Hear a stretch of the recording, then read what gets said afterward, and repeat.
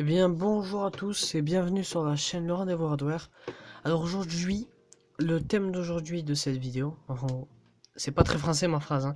Le thème de vidéo d'aujourd'hui, voilà, c'est le water cooling autonome ou custom, comme vous l'aurez vu dans le titre.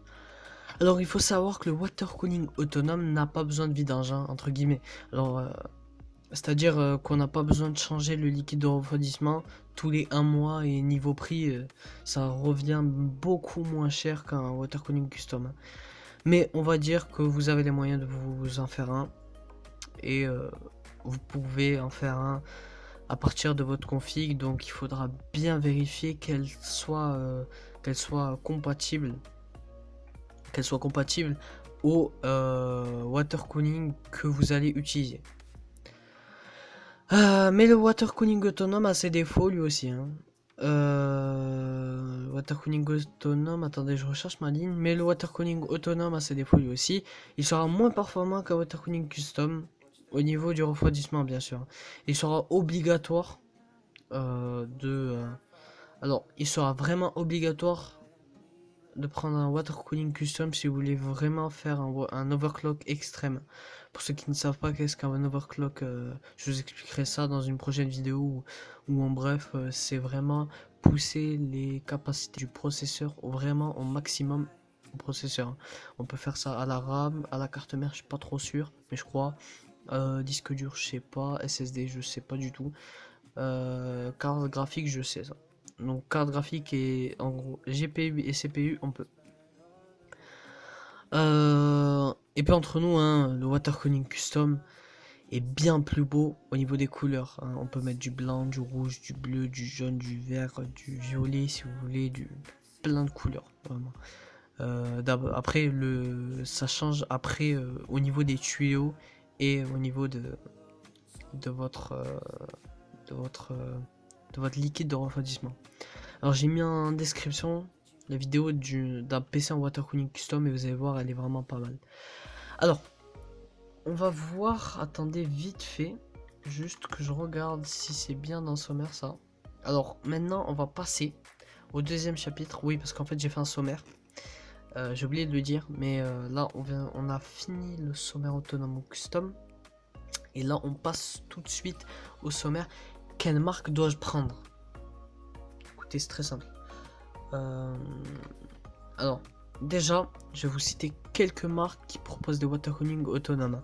Alors, il y a Corsair, Cooler Master, Antec, Lepa, NZXT, Enermax. Alors, je connais juste deux noms de cette marque, hein, j'ai juste vu ça sur Topachat. Et Raingitech, ouais, Raingitech, voilà. Qui propose un water cooling autonome avec des couleurs, hein, je vous le mets un lien dans la description, vous allez voir, c'est pas mal. Maintenant, je vais vous citer les water cooling autonomes que je vous conseille. Alors, il y a pour Corsair, il y a le H100i GTX Hydro Series que j'ai mis, que j'ai mis dans la vidéo Best Setup Ever. Cooler Master Neptune 240M pour Cooler Master, hein. Antec, c'est le Cooler H2O 1250. L'EPA, c'est Aqua Changer 240. NZXT, c'est Kraken X61. Pour la marque Raingitech, c'est le Raingitech Triton. C'est celui qui a plusieurs couleurs. Et pour le water cooling custom, je connais qu'une seule marque fiable et c'est EK Waterblock. Alors, il fournit vraiment beaucoup de modèles. Vous pouvez aller voir dans le site, je vais tout mettre dans la description, je vais essayer de mettre un maximum de trucs, sans oublier de choses dans la description, vous allez voir, ça va être pas mal. Ce qu'ils proposent, alors ils changent, vous pouvez mettre des tuyaux de n'importe quelle couleur, des ventilos, ah non pas des ventilos, des radiateurs, voilà, cherchez le mot. Des radiateurs des couleurs, non pas des couleurs, des 240, deux ventilos, un ventilo, 120 mm, plein, vous allez voir sur le site, il y en a vraiment plein. Ouais. Et au niveau au niveau du combo. Alors, maintenant, on va passer au chapitre. Un combo est-il obligatoire? Un combo est obligatoire. Alors, est-ce qu'un combo est obligatoire? Alors, pour un combo, ça dépendra vraiment de votre CPU. Pour ceux qui ne savent pas, du processeur. Hein. Alors, quand je dis ça dépendra de votre CPU, hein, je vous conseille de faire un combo que si votre processeur chauffe énormément et si vous faites de l'overclocking, je vais y arriver, extrême. Qu'est-ce que j'entends par là? J'entends pousser des performances. J'ai vu il n'y a pas très longtemps sur Facebook quelqu'un qui avait poussé son 5960X, je crois, ou 4770, je crois. Non, c'était 5960X. Il était refroidi à l'azote et il avait combien? Il avait réussi à monter à 6 GHz alors qu'il est, je crois, de 3 GHz de base. Je sais plus trop, mais je crois ça. Je crois que c'est ça. Attendez que je vérifie. Ouais, je crois que c'est ça. Je crois que c'est ça. Ouais, il est à 3 GHz. Il est vraiment à 3 GHz et il a réussi à monter 3 GHz de plus. Bon, il l'a mis à l'azote, hein. Il l'a mis à l'azote et c'est très très dur et il faut être un professionnel pour le faire. Et je vous déconseille de le faire à la maison, hein, franchement, parce que surtout l'azote qu'ils utilisent pour le water cooling, vous en faites tomber que une goutte, une petite goutte sur la main. Ben, vous avez de toute façon tapé azote sur main.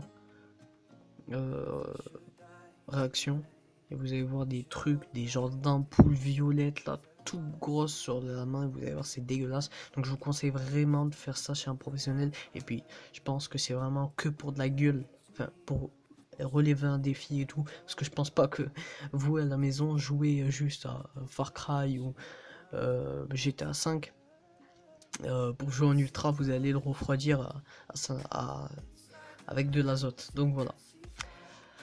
Alors, encore pour le water cooling custom, je vous conseille la marque EK Waterblock. Alors, je connais que cette marque et vraiment, cette marque, rien à dire. Vraiment rien à dire pour l'instant. J'ai pas vu de problème.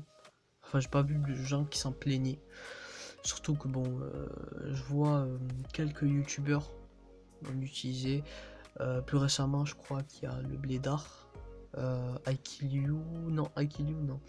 Mais par exemple, au niveau de l'hardware et tout, et software, je pense qu'il y a. Alors, il y a Yanis Astuce PC que je suis tous les samedis qui est en live. Lui, il refroidit son CPU, son processeur, pas à l'azote, qu'est-ce que je vais dire? Au water cooling custom du chez EK. Il a fait même une série pour comment monter son truc. Bon, en 2013, je crois, ou 2014, je sais plus. Donc voilà, bref, en gros c'est ça. Donc voilà, après c'est juste des conseils, hein. Je ne force personne à faire comme je dis, hein. C'est vraiment que des conseils et puis je suis pas professionnel. Je m'intéresse au hardware depuis un peu plus de 3 ans. Donc j'ai appris quelques petites choses pendant 3 ans mais sans plus. Donc voilà. Et puis je vous dis ciao tout le monde, merci d'avoir regardé cette vidéo. Laissez un j'aime et commentez si vous avez une question à me poser. Donc voilà, je vous dis ciao tout le monde, peace.